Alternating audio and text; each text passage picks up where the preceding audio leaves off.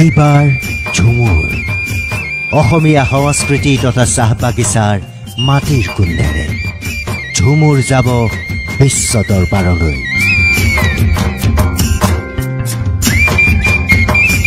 মাননীয় মুখ্যমন্ত্ৰী ডক্টৰ হিমন্ত বিশ্ব শৰ্মা ডাঙৰীয়াই দেশৰ আগশাৰীৰ 5খন ৰাজ্যৰ ভিতৰত অসমকো লৈ যোৱাৰ যি পৰিকল্পনা কৰিছে, সপোন দেখিছে, নিশ্চিতভাৱে এই সপোন বাস্তৱ কৰিবৰ কাৰণে বৰ্ণাঢ্যতাৰে পৰিপূৰ্ণ অসমৰ কৃষ্টি সংস্কৃতিকো দেশবাসীৰ আগত, বিশ্ববাসীৰ আগত নিশ্চিতভাৱে আমি তুলি ধৰাৰ প্ৰয়াস কৰিব লাগিব।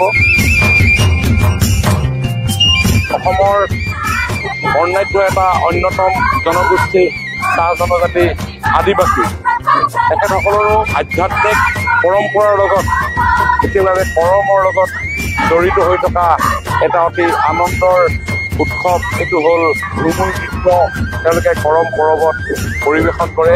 এই ঝুমুৰৰ মাজতো অজুত সম্ভাৱনা লুকাই আছে আৰু এই ঝুমুৰকো দেশবাসীৰ আগত, বিশ্ববাসীৰ আগত পৰিচয় কৰাৰ নিমিত্তে মাননীয় মুখ্যমন্ত্ৰী ডাঙৰীয়াৰ এয়া এক বৰ্ণাঢ্য প্ৰয়াস।